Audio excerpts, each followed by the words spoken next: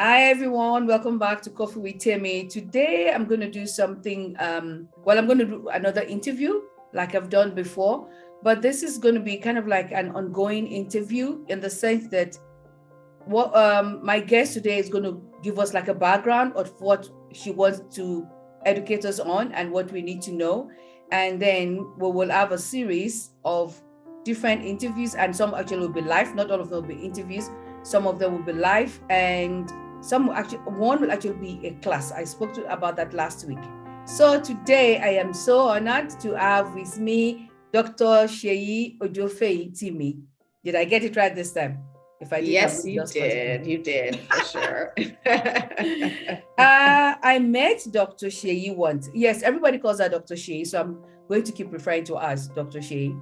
So I met Dr. Sheyi once, and I thought, how can someone so small have so much energy? Maybe it was just me because I had a baby. I thought it was because I had my child was too small and I had to drag her to everywhere I was going. But I was like, okay, it's either she's such a very energetic person, or because of what she does and the people that she works with, she has to be like that. So I'm going to introduce her properly. You know how I go on and talk. She is, this I have to read out because it is long. Dr. Sheyi. So okay, now I'm going to have to take off my glasses. And I was looking so professional. Okay, here we go. Okay, good. So now I'm going to have to read all of this out because it's a whole long list. But I tell you, she is totally qualified for all of this. None of them were bought awards. Okay. A lot of letters out after the name. So let's just go. So Dr. Sheyi Ojofeitimi is the Director of Therapy Services and the COVID Task Force Medical Liaison at Alvin Ali American Dance Foundation. If you did not see them when they came to South Africa, you missed. As in, you missed. They are amazing. The dancers are amazing. She's also the CEO of Synthesis Physical Therapy and co-founder of the Dance Ready Project. And she's also the creator of the PT Tip, an interactive injury prevention and management workshop. Oh, wow, that's a long one. Dr. Sheyi, welcome to Coffee with Temmi. How are you doing? Thank you. So I am doing well. And here I am looking up. Thank you. I love the glasses. On and off. Either way, you still look beautiful. Okay. And I think this my look, which is not every day, actually fits in what Dr. Sheyi is going to be talking to us about. It's from lockdown to living. Lockdown was hard. For us here in South Africa, lockdown was hard. We had almost 2 years of lockdown. The first one, we were not allowed out of our apartments, except to eat, unless we're going to the shops. So it was hard. But we've finally last month, we were told we could take off our mask. I'm not sure whether it's a good idea, but at least I can put on my lipstick again. So it's kind of okay. It's kind of okay. So we had lockdown, and now I think we have some real and some fake lockdown excuses. You know, we actually have been putting a lot of stuff on, it was the lockdown, like our weight, like the things that we're no longer doing. Some of them are good because I believe that we did learn some things from lockdown. Yes. But what I want us to talk about today is all the things that we have done wrong because of lockdown, but felt okay when we were doing it. And for this series, I'm not just talking to women my age, I'm talking to really anyone who's been home during the lockdown.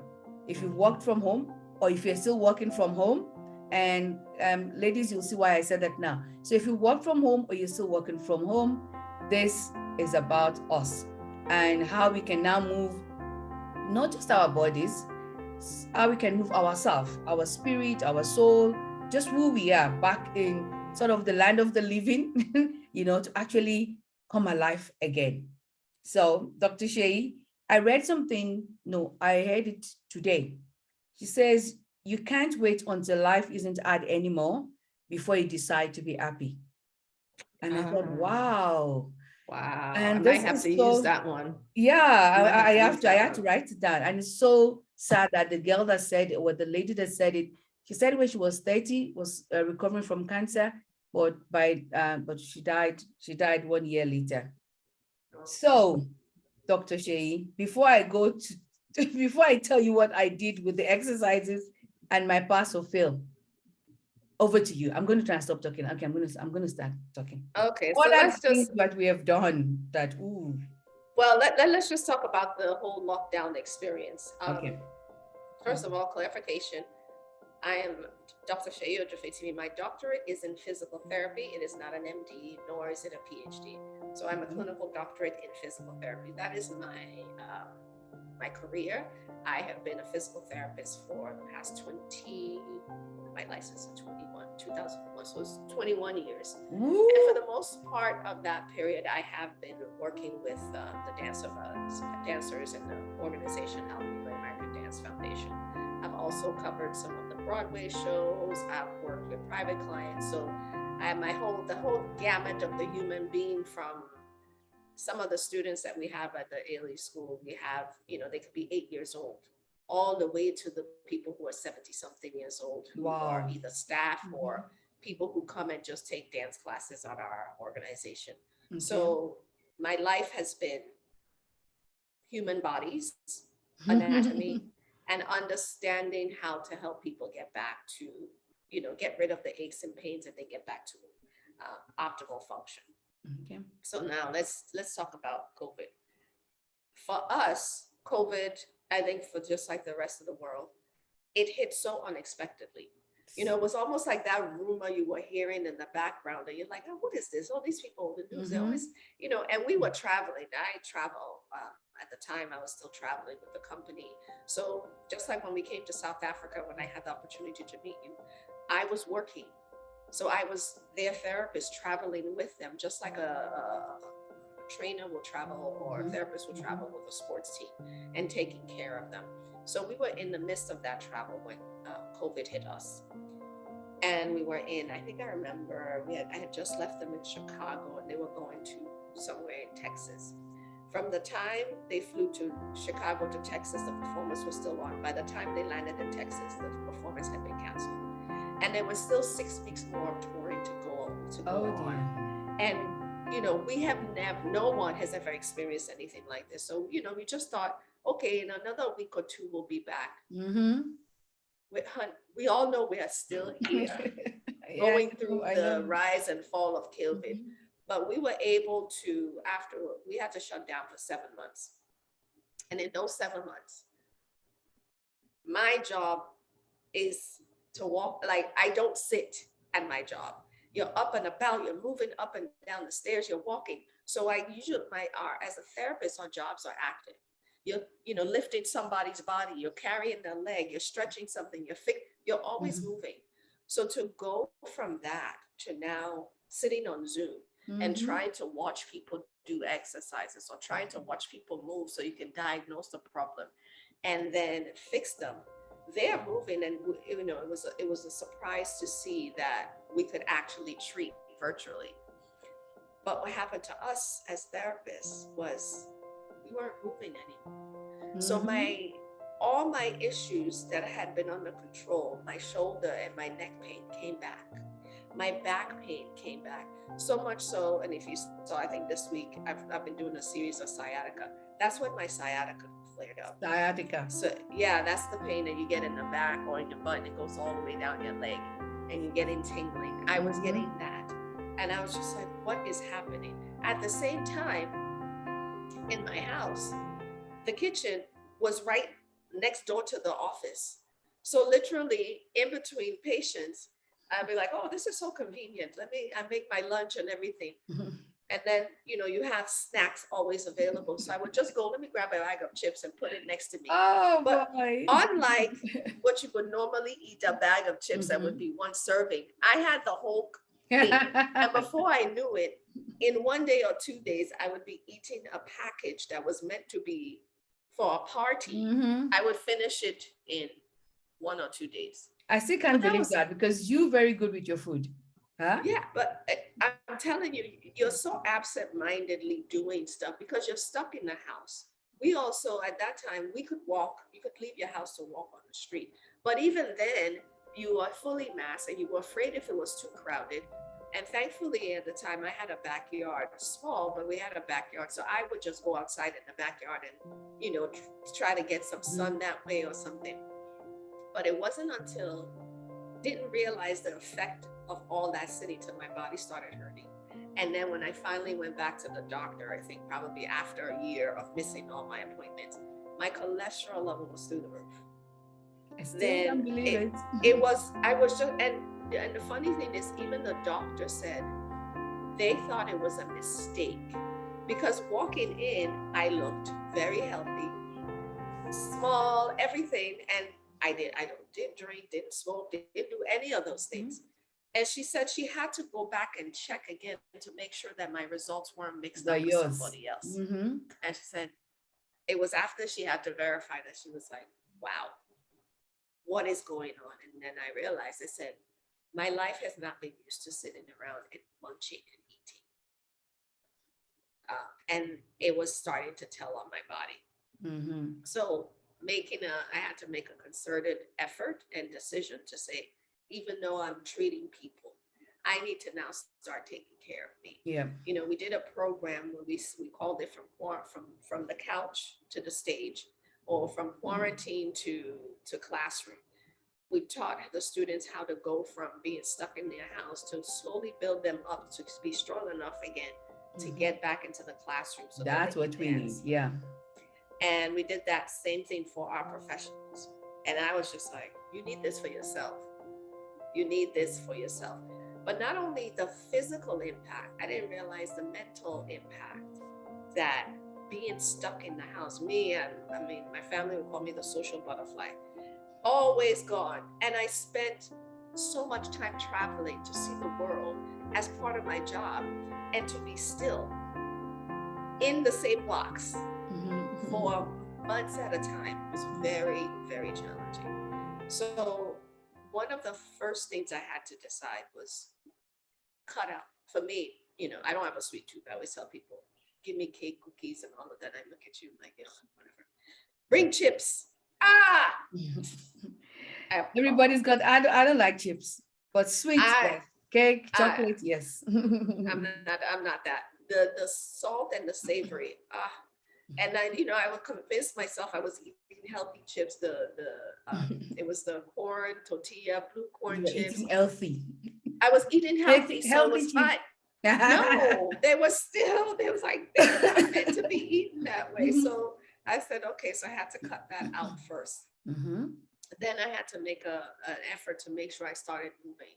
And thankfully, through they have a program called Ailey Extension, and they were offering Zoom classes online. So literally in between my meetings and appointments, I would throw on workout clothes and get on Zoom and take a Zumba class at 12 o'clock in the afternoon, or take a yoga class at 9 o'clock in the morning, all via Zoom. I'm actually still taking that yoga class now because I realized it helped my body so much, especially with my back pain and my sciatica and the shoulders. It was very, very helpful. So I still take that one regularly. So, but having to make that decision to make those changes was difficult.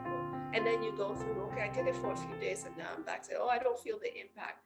And I always, the example I give to my clients is, if a doctor prescribes you to take medication for 21 days, and then you take it for 3 days and you say it's not working, and then you stop, what sense does that make? It's so nice to hear the professional also does the same thing that we're doing.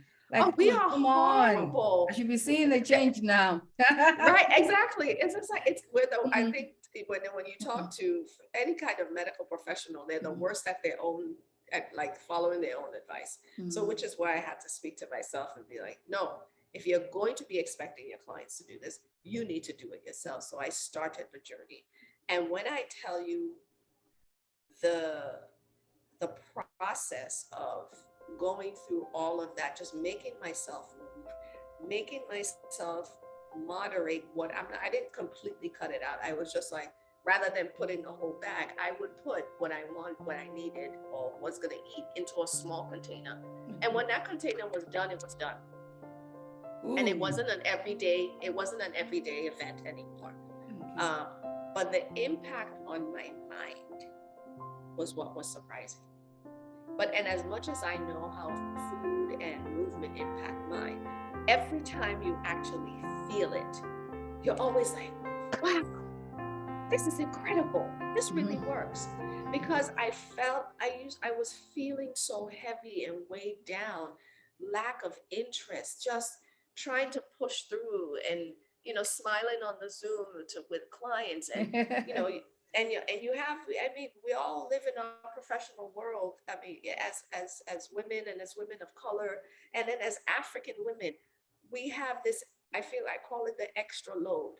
All our personal responsibilities, whether they'll be actual responsibilities or cultural responsibilities that we have put upon ourselves. That, oh, okay, when I finish, I need to make sure the food is ready, and I need to make sure the house is clean, and I need to make sure I called my mother, or I called my mother-in-law. Then I need to make sure I've gone to pick up. So all those things, without taking time to say, who's taking care of you? Because if we're not okay, all those people we're taking care of can't be okay.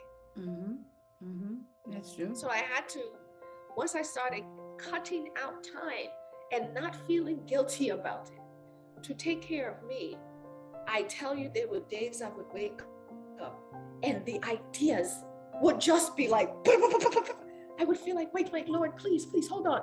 I don't have time to write all of this down. Because you will feel like, you feel so inspired. You feel like your brain is starting to function again. And the amount of work that you used to, that would felt like drudgery, that you would take you an hour, 2 hours to complete. I was completing things 15, 20 minutes. Things I was struggling with, I had to write some stuff, and I just like, I don't know how to put that in words. Once I was able to start taking care of my body, those things came faster. And one of the other things that I had to really get under control was my sleep habit. Because we are not saying that because of me. I'm not saying that because of you. I'm saying that because I'm exactly something I had to get under control. Because I was at home, because I didn't now have to get up early and commute somewhere. I felt like, oh, my first client is not till 10. So no problem. It doesn't matter what time I go to bed. If I go to bed at this hour, as long as I wake up, 30 minutes before, it does matter. Because when your body likes organization, it likes to be able to predict. So when you put yourself on a systematic schedule, it is in heaven, because it can anticipate when things are going to happen. So the ideal time for my body to go to sleep is between 10 and 10:30. But then I was going to bed at 12:30, 1 o'clock, 2 o'clock in the morning, and wondering why I was waking up exhausted. Because I had missed key times in the day, in that night period, where my body needs to do certain things to clean out the mess from the day. Like I'll probably share with you that I did a whole YouTube talk thing I created. It's called Let's Talk About Sleep. And when I go into the importance of sleep on our mental health, our physical health, and every aspect of our living, the important thing to know, and I'll leave it at this, is sleep deprivation has been linked to almost every chronic health disease, including diabetes, dementia, ADHD, high cholesterol, hypertension, all of it, and weight gain. So for those who are saying, oh, I gained all this weight, and if you want to start your journey, I encourage you, first step, fix your sleep schedule. If you're not sleeping well, you will gain weight. So that's why I've gained weight, because I'm not sleeping. Well, that's one of the components, of course. But getting on a regular sleep schedule actually lets your body regulate. An excuse. No. So that's just my kind of quick summary of the impact of the lockdown on me. And we're still, we're open, but we're still not, at least I'm still not comfortable in doing major gatherings and stuff like that, unless it's outdoors or keep my mask on. So tonight I have a wedding I'm supposed to attend. We're still in the middle of a spike in New York. So I'm just like, I planned my outfit around the fact that I'm wearing two masks, double, But because you I still have to just, eat. That's the yes, thing. I Even with still the have to mask, you still have to even, eat. yeah. And that's what and I thought about that. And I said, I'm going to, when I get to the venue and see how things are laid out, I will decide how that's going to happen, because I still Okay. have to eat. But Mm-hmm. whether if there's an outdoor area or if it's a less crowded area, if I can Mm-hmm. get my food to a corner and go and Yeah. eat. Because for me, um, I have family members who are immunocompromised. So, and I'm going to be interacting with them Yeah. tomorrow. So I have to be very conscious of that. Okay. Um, I, I'm going to have to go back to work where I work with professional dancers who really cannot afford to, catch this thing because it interferes with our schedule. So I'm really, really cognizant and trying to respect everybody else Okay. and make sure keep myself as safe as possible. Okay. So one thing that I've noticed, and this is not just because of COVID, with me especially, whenever I have to do a lot of work, if I have to do a lot of typing or I'm just working on any device, well, my shoulders swell. There's no other way to describe it. It's like um I've got something, on my shoulders. Mhm. Now, for someone like me who is already busty, you've got your brass straps pulling you down. Okay, so during COVID, we didn't have that situation of brass straps pulling us down because we were all relaxed and all of that. But having to look down and walk, I find that my shoulders, I can actually feel the weight, on Mhm. from my neck to my shoulder. And then when you have to now sit at home, so many women were working from, oh yes, I'm in bed, but I'm at work. Nobody can see what you're up to, well, all those, except those who forgot to switch off their video. So you find that just like you're saying, the lower back, you get that pain. You say, oh, I've just been sitting down for too long, and then you get up.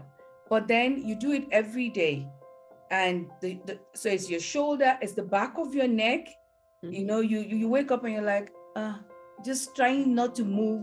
Any sudden moves, the pain is straight into Yeah. your head. So that's the one part that I would like us to talk about. The thing with the sleep, I know for me during COVID, the only way I could survive, because I thought I wouldn't get depressed, but I did. I Mm. would sleep in till about 11, 12, which means I would not go to bed till about 3, 4 in the morning. And it was fine during COVID because I wasn't working. And it was fine during COVID. But then when the lockdown when they started releasing us bit by bit, I couldn't get back into sleeping regular hours. Mhm. And I remember, was it 2 days ago, you were saying you should be sleeping. I was in Right. bed. Yes, I was in bed, but I just couldn't sleep. Today, I think I finally slept off at 3:30 in the morning. Wow. But that was because I had too much coffee and tea and whatever stuff in the office. All of us were, sometimes you are only living on coffee. There was nothing else. So how do we regulate that? And I think the older you get, but correct me if I'm wrong. So I'm taking the sleep first. The older you get, is it really true that you don't need that much sleep, or your body just tends to kind of wake up, have short naps? I really don't know how to explain it. I'm someone that sleeps. When I sleep, I sleep. But I'm finding that I can't fall asleep till around 11, 12. Is it Mhm. COVID? Is it just getting older? Can we take the sleep part first? Yes. Let's talk about that. Number one, your first question is do you need less sleep as you're getting older? Mm-hmm. False. Oh. Compared to children, so we all know babies sleep half the day.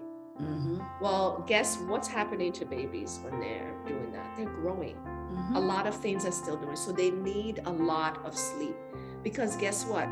It's during sleep that we heal, that we grow, that we regenerate. So now, as we get older, we get into our teenage years. They still need a decent amount of sleep too, not as much as babies. But now we get into our adult years and we're getting older. We need less sleep compared to those people. But the less sleep is still recommended between 7.5 to 9 hours of sleep a day for the average adult. Okay. Exactly. Again, I'll refer you back to my let's talk about sleep I'll look for usually. it. I'll look for it and I'll put it up. Mhm. So getting that out of your head in general, again, I was just saying they're outliers. They're people who, I've talked to people who like, I only sleep 4 hours a day. There's nothing I can do about that. And I've always been like that. I said, okay, we always have outliers to that. But in general, when we talk about the bell curve where most people fit, anywhere from 7.5 to 9 hours of sleep a day is what is normal, which is what is optimal for the adult. The second question that you asked was about habits and the fact that you're having trouble getting to sleep early enough. My question will be, what are you doing the 3 to 4 hours before that? And you said one key thing, you drank a lot of coffee. Let me ask you a question. Let's go. I always like to use children as an example. Oh boy, yes. So you have a 3-year-old, 4-year-old, a 5-year-old, and it is now 6 p.m. They've gone to school, they've done everything, you've eaten their dinner, and you want them to go to bed at 8. Would you give them sugar at 6 o'clock? No. Why? We believe that the sugar will make them hyper and not able to settle down quickly. Okay, good. Would you give them, okay, so forget it. Let's go to teenagers who are over 16 who might be able to drink some coffee. Would you drink it if you're trying to get your 16-year-old to actually calm down in the evening? Would you give them coffee or sugar? I want to give coffee to children, actually, whatever age. So the same question now applies to you as an adult. Why? Why would you be drinking coffee at that hour of the night? Because here's what you need to think about. Anything that you take that is a stimulant, you need to know what its half-life is. And what does that mean? How long does half of that take to get through your body and exit? Okay. So once you have coffee, depending on the person's body, I think most people said it could take from the last cup of coffee to the time when you can actually release yourself from like, okay, all of it is out of my system, can be anywhere from 4 to 6 hours. For me, it can't be that long. Yeah. But the thing is, with me, coffee actually, I think I've abused it to the point where it doesn't matter. I can drink it now and sleep. The mistake I made yesterday was tea. Black tea. And it was, don't take milk. Oh, black tea. Yeah. Black tea. Yeah, my mistake was black tea, but then I had stuff to do. So, and it's cold. It's freezing right now in South Africa. So it's cold. I'm trying to, to do stuff. So eventually I said, just drink water and lemon. I was going to suggest, I said, just take like water, lemon, a little honey, make yourself, or I don't know if you guys have chamomile tea, any kind of decaffeinated, if you're looking for that warmth, that comfort from the cold. I know. But you said the key thing is you had a lot to do, so you were trying to stay stimulated. That is what. Well, I didn't think of that. I thought I was trying to stay warm. I didn't think I was trying to stay. I felt I was trying to stay warm. So I was drinking tea and I was chewing whatever was around me. I think I ate everything that was in my house yesterday night. So by the time I finished, I normally go to bed reading. So by the time I finished, I still wanted to read. And I realized I am wide awake. It's not like I'm going to read and fall asleep. I am wide awake. So because you just spent the last how many hours telling your body, it is not anywhere near sleep time. I'm eating. So the digestive system has to go, well, she's eating. It must not be anywhere near time. Everybody who does the digestive, come back to work. We need to digest this food. Oh, she's over here drinking coffee. Okay, people, everybody come back. Sorry, it was a false alarm. Oh, Lord. So everybody came back to work. I had to have a hot shower when it was 2:45 because I'm like, I need to get up like 7 o'clock in the morning. So I stayed under the shower. I was really hot and I got kind of drowsy there. And I said, okay, quick, jump into bed. That was it. But I was up, and I realized I really didn't fall asleep until about 3:30 this morning. So all of that to say, it's our habits. You have to, so I'll give you a cue. If you're trying to go to bed at 11, you need to stop. Number one, try to make sure you eat your dinner. The last meal is before 7 o'clock. You need about 2 to 3, at least a minimum of 2 hours, ideally 3 hours of the last time you ate something to the time that you're about to lay to bed, because your body has to make a choice. Do I digest or do I try to get her to sleep? They have different workers. So you can't have, I always use an example when I'm trying to explain this concept to the dancers, and I say, imagine you walked, we were going into a performance and we walked into the theater, because when we get there, imagine that the crew hasn't gone there the day before and set up. That while you are rehearsing on stage, they're trying to set up at the same time. What kind of chaos would that create? That's the chaos you're creating in your body when you're eating that late. And then as soon as you finish eating, you're trying to convince your body, okay, get me ready for sleep. And the body's like, excuse me, ma. That's not what you told us. I like that. Excuse me, ma. You told us you were eating. You told us by being on your phone and your iPad and your computer and working. The light was telling us it's still daylight. The blue light was inhibiting all the lights production. All of those lights are telling me don't produce melatonin. So we listened, and now you turn the lights off and you expect that I should just switch. It doesn't work like that. So change, you have to start with one habit. The first question is, I always ask for the younger generation, what time is your bedtime? And then for most of them I'll hear something like 2 a.m. or something. I said, okay, if it's 2 a.m., can we try for 1:30? For the next 3 days, can we go for 1:30? Usually that half hour is not a big deal. Once they successfully do 1:30, the following week I was like, can we try for 1 a.m.? So we go back. You can do 15-minute increments every day, or half-hour increments, for a few days a week, until you can get yourself back to a good space where your body is like, because just like you said, if you are a 3 a.m. sleeper and then at 10 o'clock you go to bed, the body's like, she just thinks you could just jump. I feel so like a child now. But this is what I had to learn this myself. I learned this from reading and taking lectures and being, how come they didn't teach us this? We would be so much better human beings if we knew this. We wouldn't push ourselves. We would be so much more efficient. We wouldn't wear ourselves out if we knew this. We would plan ourselves better. It's just the same thing about if you don't have a finance, if they never taught you about finances, and then as an adult, you're trying to get your money together, you can't figure it out. You were never taught. Okay. Same thing about how to take care of our bodies and what's important. And sleep is very, very key. So to say to everybody who's listening, I take one thing. If it's that you go to bed late, you already have a pattern to try and bring yourself back. If it's that you eat dinner late, use that same pattern to start trying to eat a little bit earlier.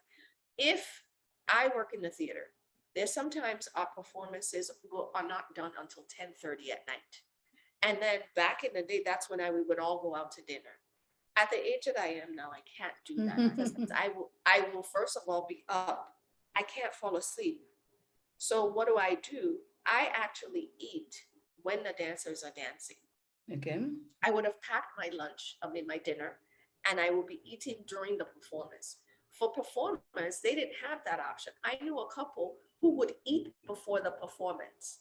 And then once the performance was over, they still made sure they ate and they still had enough, like an hour and a half before they had to hit the stage.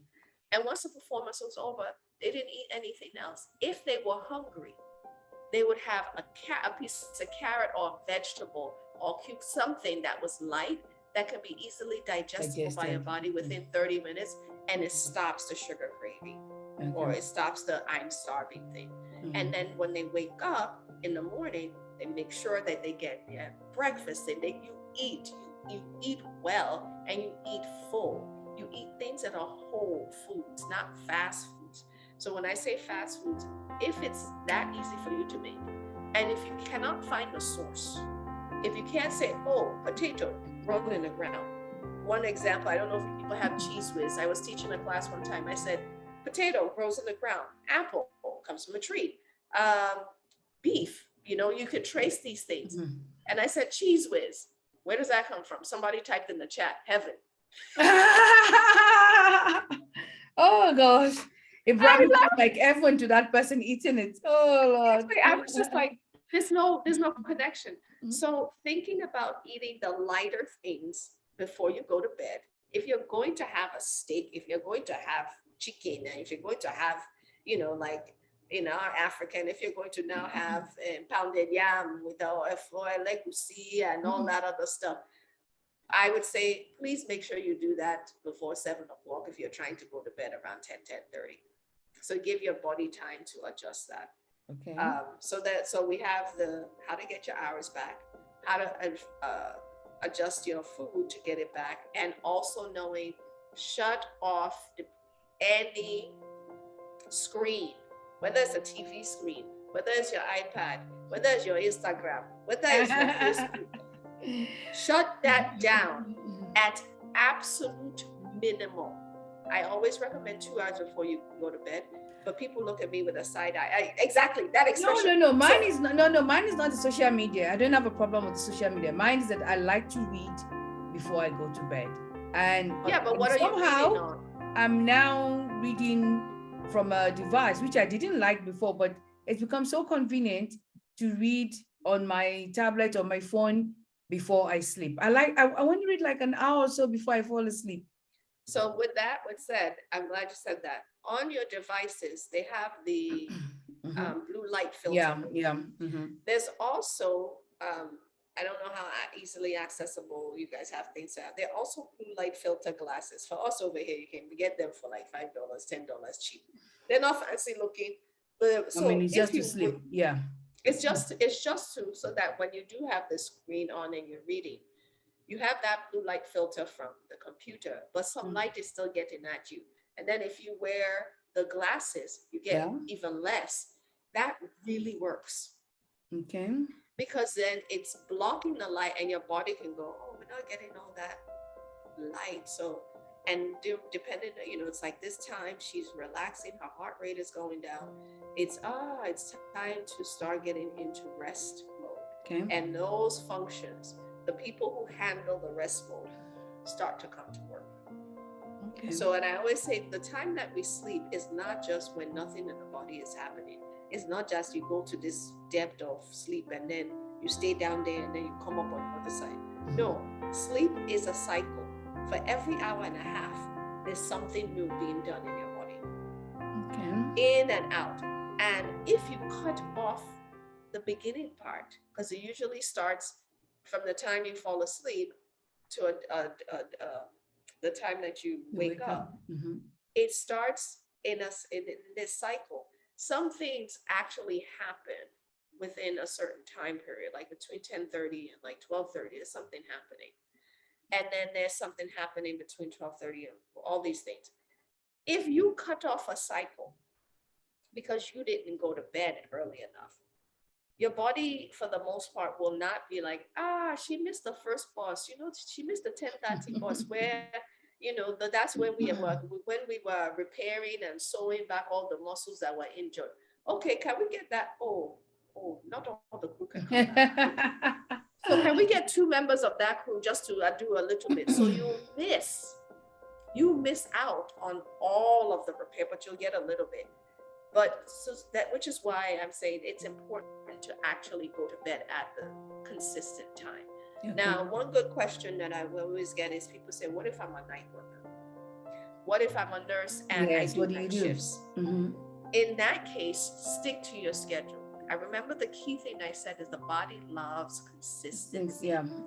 So if you're one that is up all night and then you sleep during the day, on weekends, try as much as possible to keep that same schedule, because it's horrible. It's worse for you when you do night today, day tomorrow, switching in and out. is what causes chaos in the body. If you stick consistently to one schedule, it prefers that. It also the first choice would be not to be a night worker. But if that's not realistic in our world. But if you are, you can still be a healthy and get healthy sleep if you stick to that same consistent schedule and implement the same principles. But there might be a problem there. If you've got a family, you work Monday to Friday at night, weekends, they want to see you. They don't want you sleeping during, but I'm sure one thing also that I've noticed, the body seems to adjust to your routine quite quicker than one would think. So say, for example, you work night Monday to Wednesday, and then on Thursday to Saturday, you work day, something like that. After, in the beginning, it's kind of, I mean, like when I started work again, it was like, oh gosh, why? What did I do to deserve this suffering? But it was only because now I had to wake up in the morning because I had somewhere to go. But after the first 1 month, it wasn't so bad, and it's getting better. Well, winter aside, it's getting better. I can wake up on time to go to work. So I think the body does adjust to, okay, this day, 3 days, I'm awake in the morning or something like that. And okay, we'll figure it out. One other thing I want to ask about night time, and this is for me, so I don't know if other people are like that. I tend to drink a lot of water. I love water, right? But during the day, I don't drink as much, not because it's not available, and not because I'm drinking coffee all the time. I've actually cut down my coffee quite a lot. It was just, this week was crazy. But I'm like a funnel. So if I drink anything that is not water, I am in the bathroom within 20 minutes.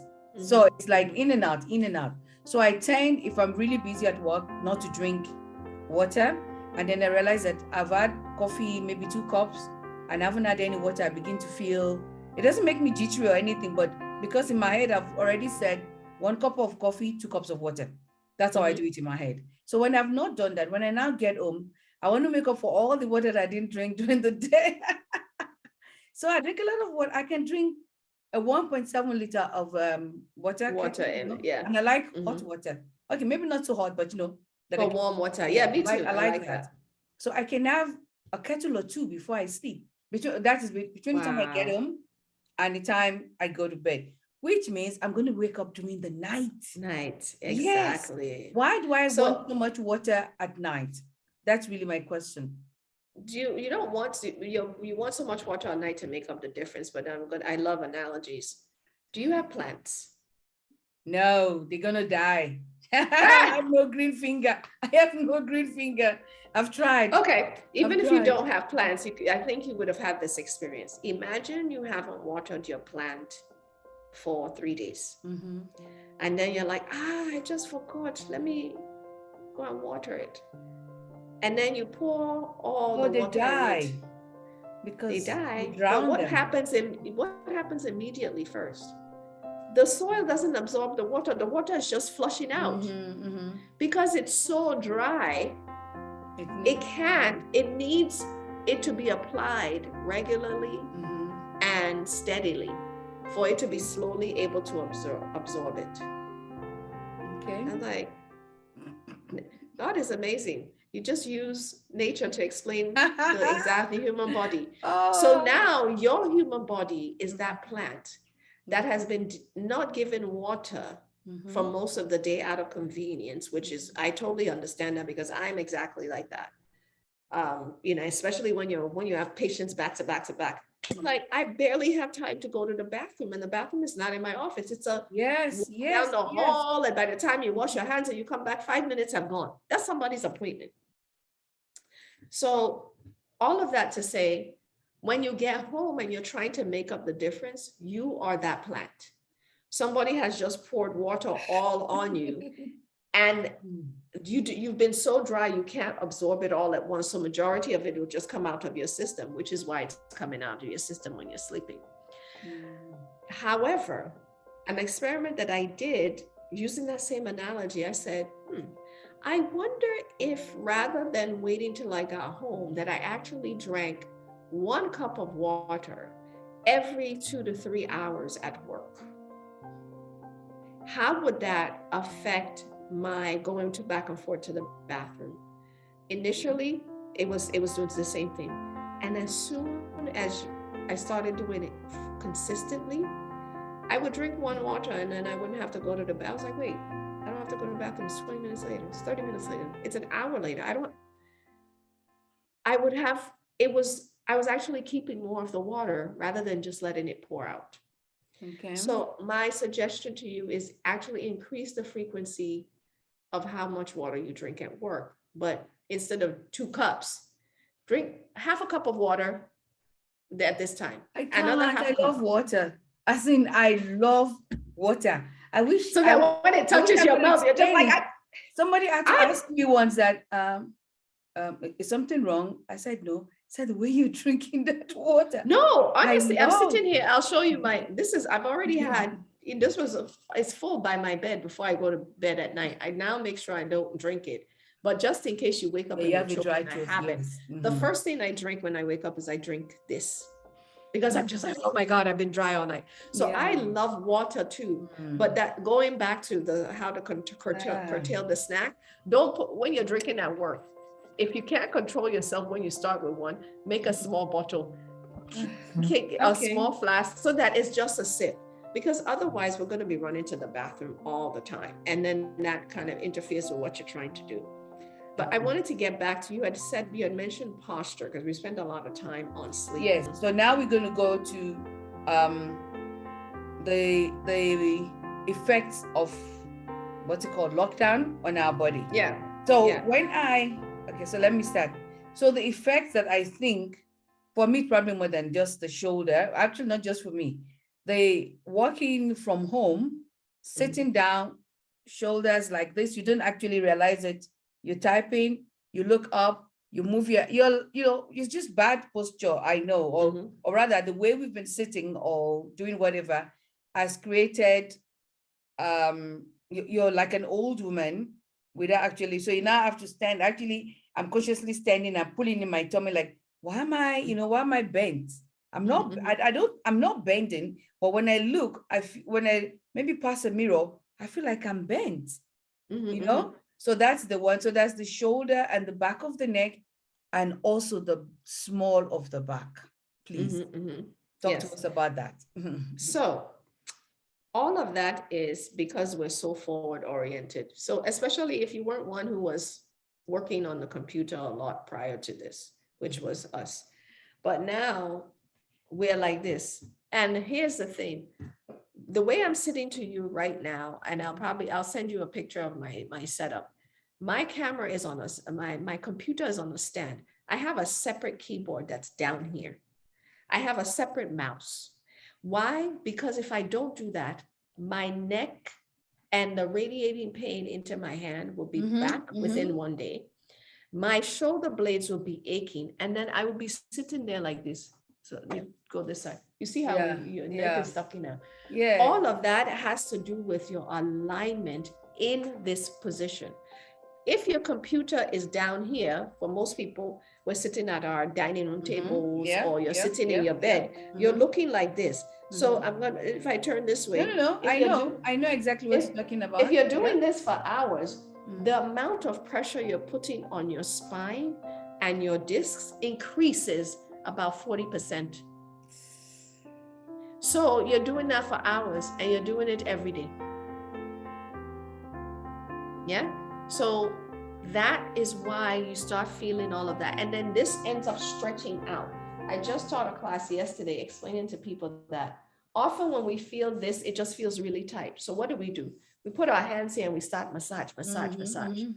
But the problem is it's already lengthened. And it's lengthened because the front is short. Think of a tug of war. This one is pulling. This one is not strong enough to pull back, so it comes with it. Okay. So rather than us strengthening this one, we now start relaxing it even more, so it comes even more.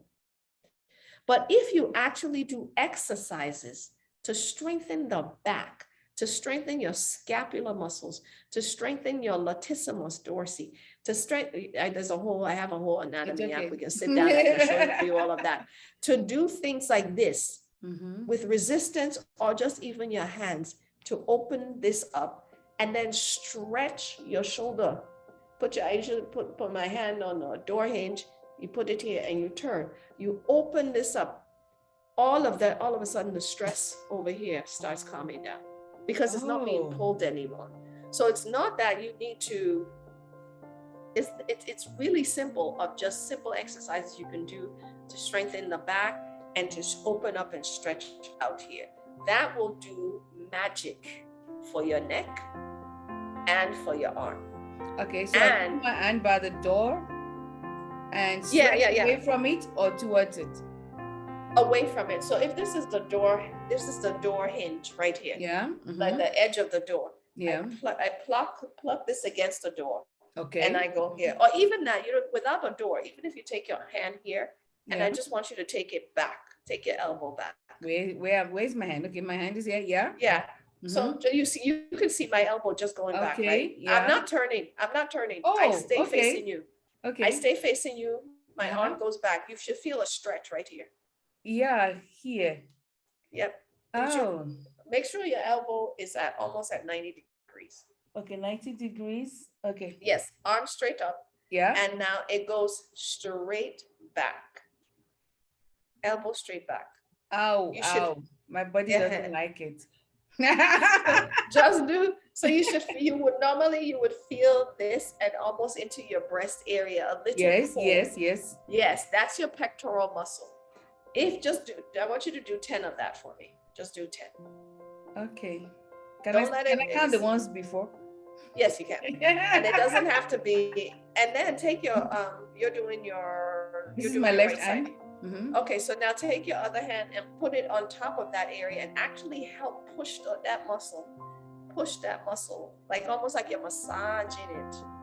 Oh. Okay. Yeah, I don't see your other hand moving. Is it supposed to move? Okay. Yes, it's supposed to push. I want you to massage that muscle. Push it. Okay. Push that muscle and massage. Do I push it when it's going backwards? Yes. Oh. And massage. You should feel like, oof, somebody's giving you a deep massage. We're not dancers, so we really get massages. Your dancers. You should be massaging yourself. You should be massaging yourself. This should be massaging yourself. Now do this. Hold that same. Should I be feeling it in my shoulder, like here? Where? Should I?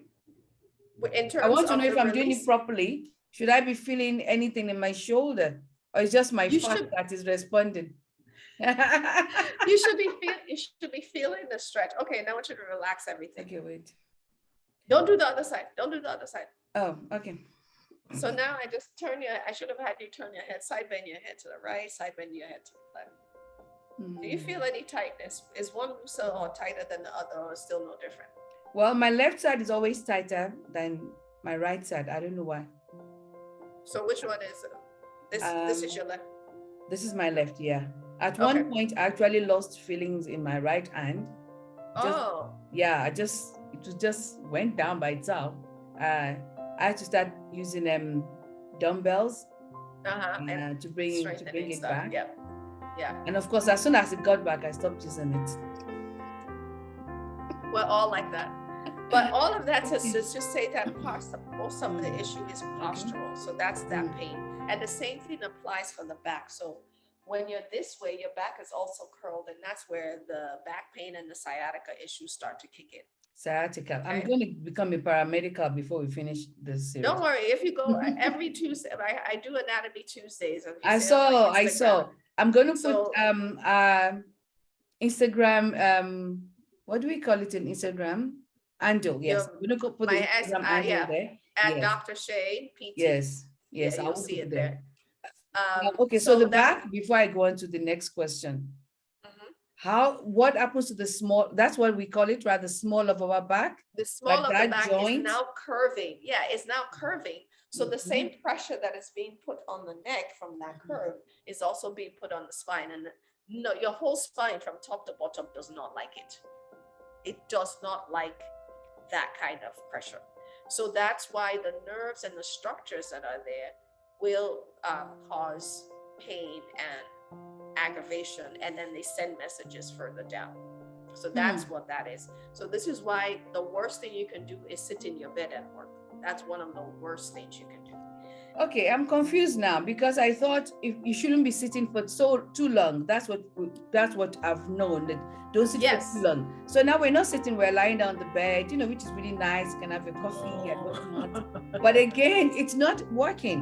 And I do know, especially well, okay, maybe I'm doing it more now that it's cold. When I'm lying down on the bed, I actually get one of those hot water bottles and put it on my back because I can Uh-huh. feel the pain. But then when I have the hot water bottle there, I guess I'm not feeling it, but I'm not helping myself because then I don't No. feel the pain.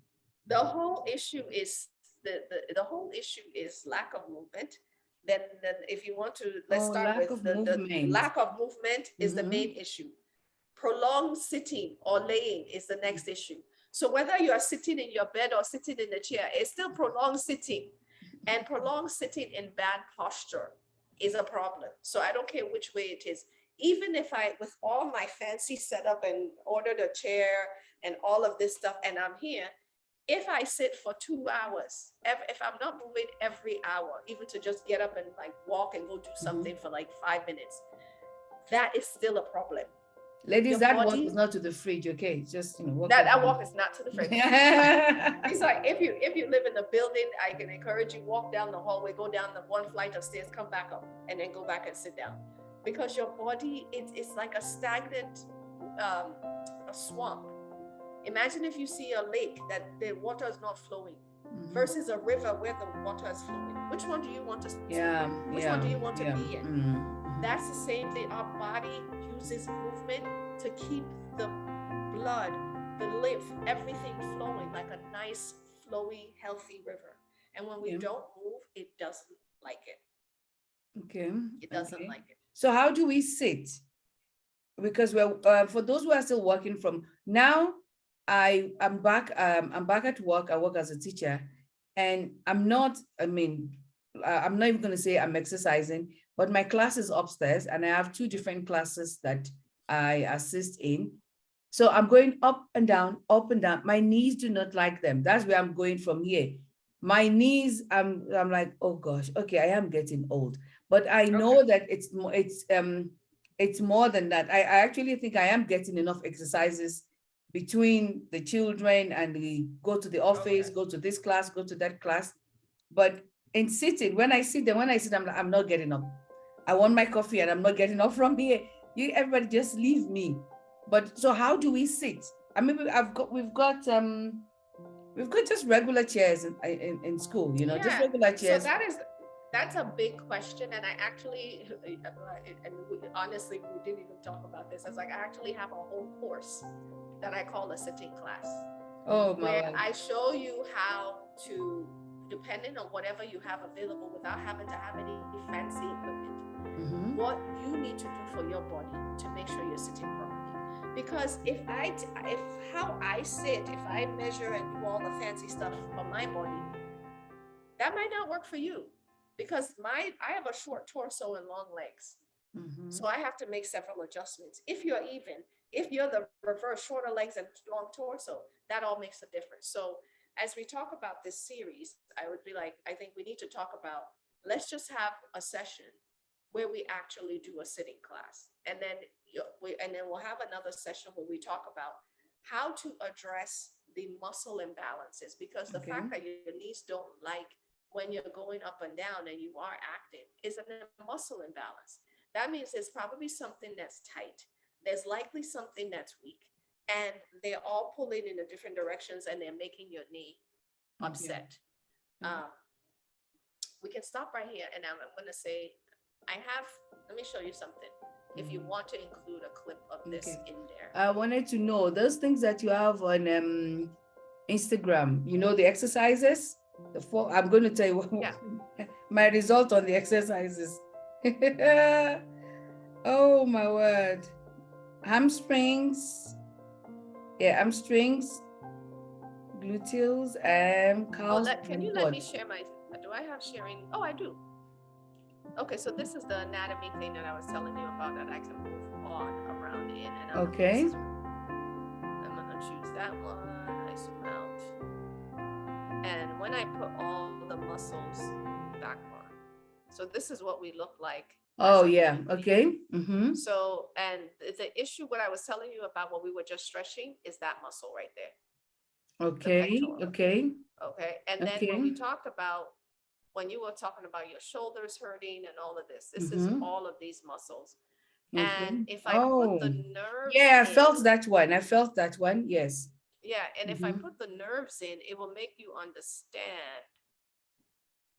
Where's my nervous system? There we go. So I'm going to take away all some layers of muscle.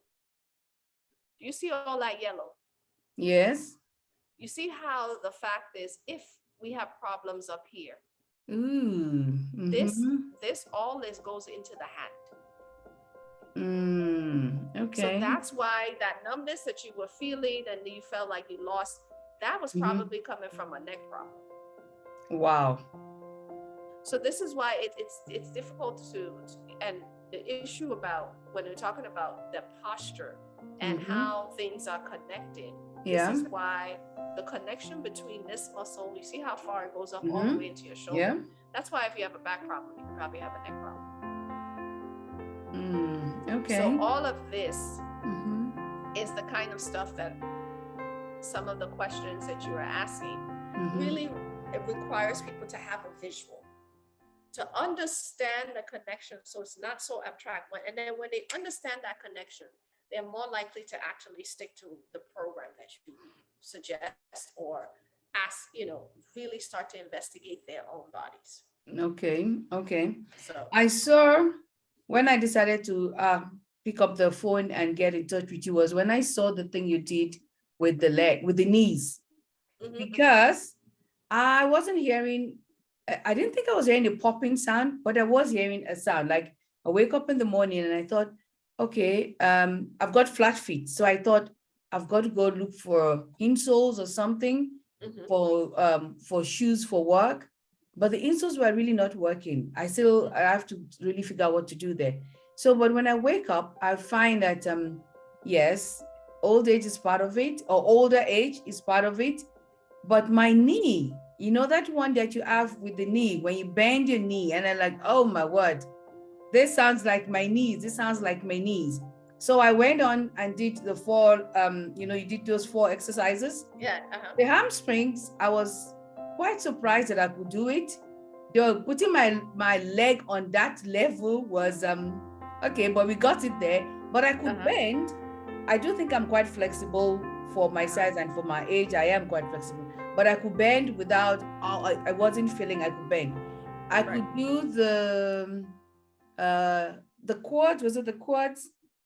Yes, I could do. No, I couldn't do the quads, and I could do the calves, but not sure if I did it right. The calves is the one where you put your foot by the wall, the basic and the advanced. I wasn't interested now. Am I supposed to lift myself, come down?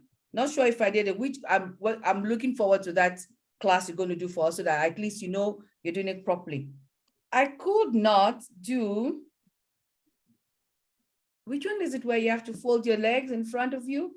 Could I do that one? Anyway, I could the figure four, stretching your yeah, but I was able to do it.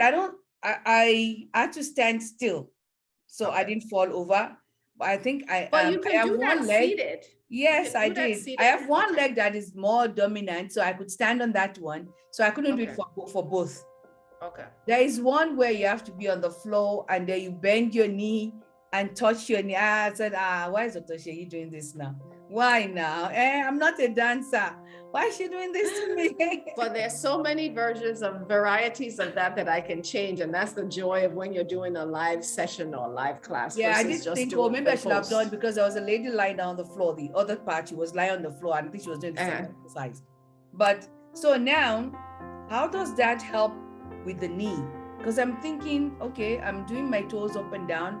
How does that help with my knee? So all those structures actually attach or join or cross the knee joint. And it goes back to the muscle imbalance and the tug of war idea. For instance, if your quadriceps, the one in the front of your thigh, is tight, it's pulling the patella up. Can you show us again? Sure. On the app. Yeah. Oh, and that knee thing. I'm sure I'm not the only one whose knees are. Okay, so let's take a look. I'm gonna back off. Mm-hmm. Let's put everybody back on. Oh, skeleton just came off. That's okay. Yeah. Okay, Okay. so let's look at your knee, right? Yeah. This is your quadriceps, all of this, all four Okay. of them. Look at where they go. Right into that kneecap. This kneecap is floating. It's not attached to anything. So let me hide that one and make it clear that it's a kneecap. It floats. It's a piece of bone. That's all? It's not, yeah, that's your kneecap. Huh. It's not attached to anything. It's not like a, it's just floating there. And what's holding it floating there are those muscles and those ligaments. Okay. So if it's floating, that means if any of these attachments, these things are tight, which direction will it pull this guy? Okay. If this is tight up here, which direction will they pull it? Let me draw. Hold on. So let's say this thing is tight. Right here, these muscles here, they're tight. Yeah. If it starts pulling, which direction will it pull this kneecap? Well, if it's not holding on to anything, it's just going to be moving it up or just moving it around. Exactly. It's going to go this way. Yeah. So it's going to end up pulling it up. And then let me clear this. If this guy is tight, if the side muscles that are tight, because remember, they also come from the side and attach in. If they're tight, which way will they pull it? Depending on the side, it will also be pulling it in different directions. So the side where it's tight, right? So if it's tight over here, it'll pull it up and back, and up and out that way, right? Yeah. All of this is important. Why? Because let's go back to the, let me clear the, is it clear? Oh, it's clear, done. So let's go back to the function of the patella itself and what it actually does and what it looks like. So if I click here, remember, you see the inside of this thing, it has grooves and divots, right? Okay, yes. These grooves and divots match the femur, which is the long bone, the long thigh bone. The long thigh bone. Yeah. So if it's sitting inside, let's take all the muscles off. We're only going to deal with, yes. So you see how it's sitting nice and you see this joint, you see that space. Yeah. They have a matching, it's a matching pair. But now imagine this guy is now not sitting in its right place. And it's now being pulled. It's now sitting somewhere over here. Can that happen? Be rubber. We can pull that hard? Oh my word. Yeah, it doesn't take much to pull because it's not attached to anything. It's floating. So if that muscle is even, let's just say even it just pulls the patella and puts it right here. This alignment is now off. Yes, so, yes. And the part of the patella that's supposed to be sitting in this groove, you see there's cartilage there. There's cartilage there. So it's supposed to be cartilage on cartilage. When you do that, it moves nice and slow and smooth. Think of everybody, I want you to, if hopefully you're not vegans, next time you eat chicken, and you're eating a chicken thigh, and the thigh is still connected to the leg, when you break that part, Africans, we know how to easily find that area to separate the two. When you find it, I want you to look at the chicken bones at those points. You'll see the cartilage connecting those two. That cartilage allows movement at that joint to be nice and smooth. Same thing is happening here. So now when this is now sitting on top of bone, is not sitting on top of cartilage anymore. So that's why you hear the, because now one cartilage is scraping against bone when it's supposed to be cartilage against cartilage. Okay. So and these when yellow things are nerve endings. These are your nerve endings. So all the nerve endings that come from that go to your leg actually start in your back. This is the sciatic nerve we're talking about, and it goes to the back of your leg. So all of this starts in your back. The nerve endings that go into your hand start in your neck. Oh, wow. This is called the brachial plexus right here. Mm-hmm. And it has different divisions. As anatomists and in PT school, we actually have to know each division, where it goes, because if I do a test on a specific finger and there's a problem there, I know where to go in your neck. Yeah, yeah. Looks like the skeleton is smiling at me. It is. Like, oh, you have no idea, girl. You have no idea. You have no idea. So this is where, all those issues come back to, and to say, so why is my knee hurting? But that's why, and I only showed you the quadriceps, the adductors, the hamstrings have an effect. Your calves, if your calves are tight, they go and cross the knee joint. They'll be pulling the knee joint into flexion. So there's so many things, which is why you have to look at the body as a when whole. you look at it like that, when you can see that when this and this are actually joined here, and it's like wearing pants that are too tight. Exactly. Keep pulling it up. When you pull it up, you find that some places are missing where, what should be maybe at your knees. Now, Coco say. Yes, Coco. You haven't heard that in a long time, eh? I haven't heard Coco say it so long. Oh, God. Okay. Oh, wow. This is so, it's actually just opens up. Okay, now I know. So if I do this is actually what I am. I am not overcompensating, but I'm taking something away from this one, and it really shouldn't be like that. Exactly. Okay. What other part do I think? What else was another thing that I find out? So I'm only ladies, I'm really just talking about the things that have affected us during lockdown. Dr. Sheyi is going to break up all the. So today I'm just discussing our physical stuff, what we can see, and all of that. Right. So the other problem is the thumb, or rather the fingers, because you're typing all the time. And then you get this pain here, I mean, look at your arms. Yeah, what the Michelle Obama arms. I mustn't show my arms on. Let me see. It's not showing. I'm working. I'm trying to get the Michelle Obama arms too. I don't know how she's done it. I don't know how she's done it. It's hard work. It's hard work. It is. Yeah, but you're lifting all this, your dancers, and I've seen them. Oh, I don't know. That just causes damage. That causes damage. I have to go to the gym to undo what work has done. Oh, well, that's a lot of weight you're carrying all the time. But now our wrist, and what I've noticed, okay, so I was a secretary and I trained, but then you trained on the old typewriter. That was an old.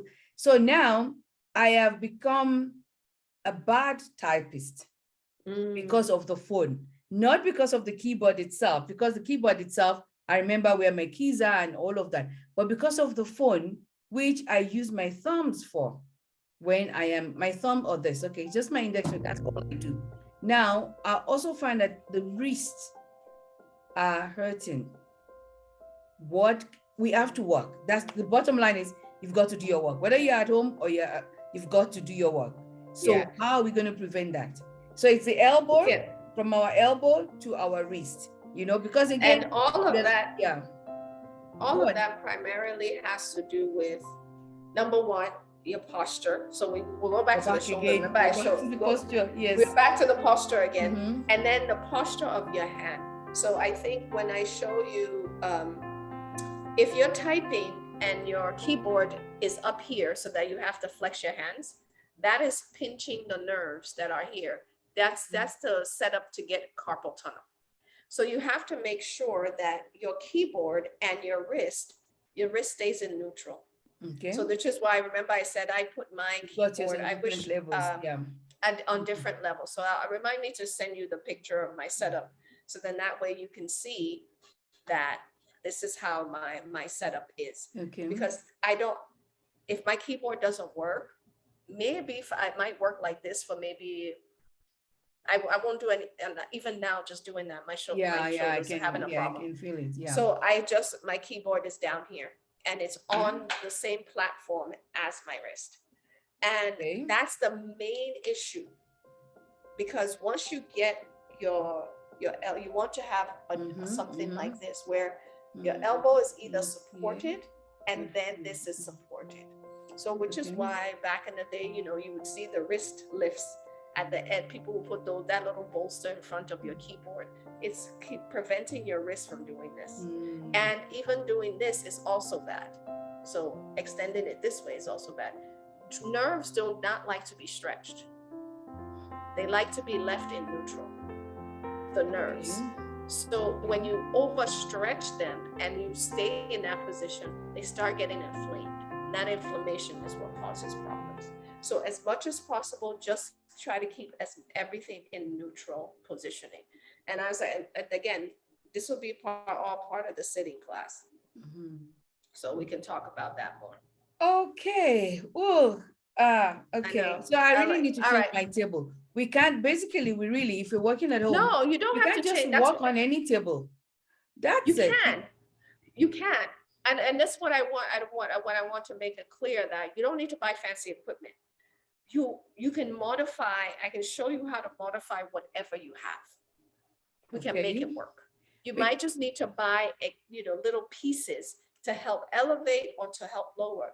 But the idea is I will teach you the concepts of how to do it, so that it's not that, oh, the exact way she did is what I'm doing. No, because I'm not in your house. Okay. I need you to be able to look around your house. Once you understand the concept, figure out how to create it for yourself.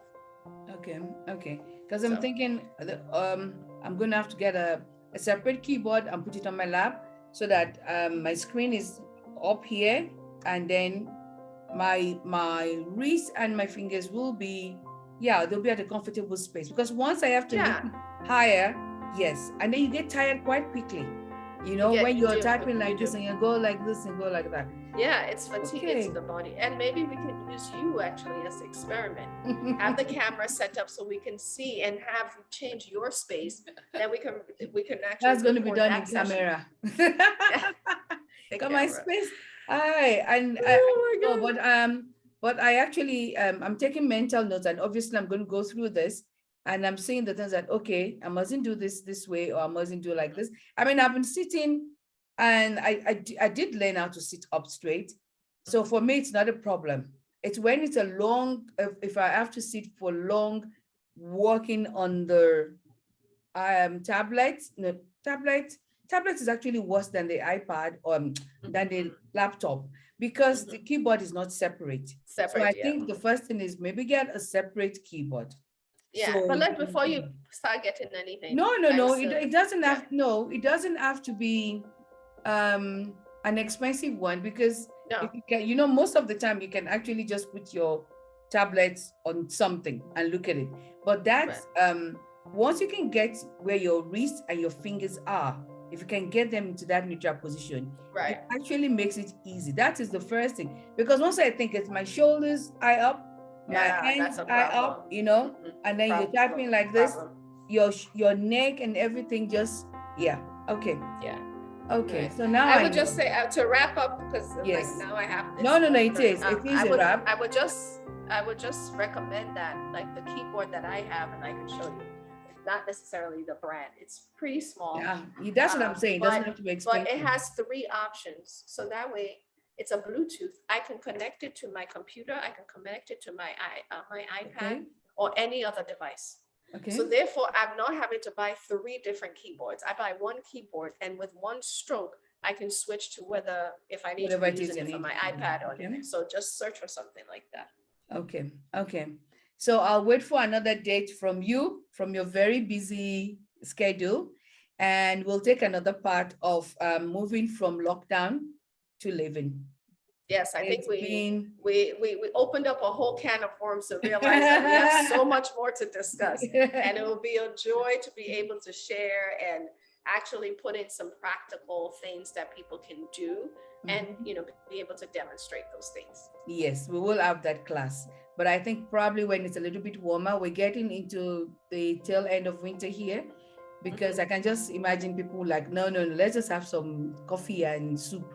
And that's the end of this class. So we'll do that. Thank you so much, because I know your schedule is very, very tight. So I really appreciate this. And yes, I'll wait for you to give me another time, and we'll go from there. Thank you very much for having me. Looking forward to it. Thank you. So I'm going to share your Instagram handle, and I'll look for that sleep thing that you did on YouTube? Yeah, I'll send it to you. Like, oh, thank you. I really appreciate that. I really yeah. appreciate that. Okay. Thank you. Okay, take care. See you. Bye. Bye.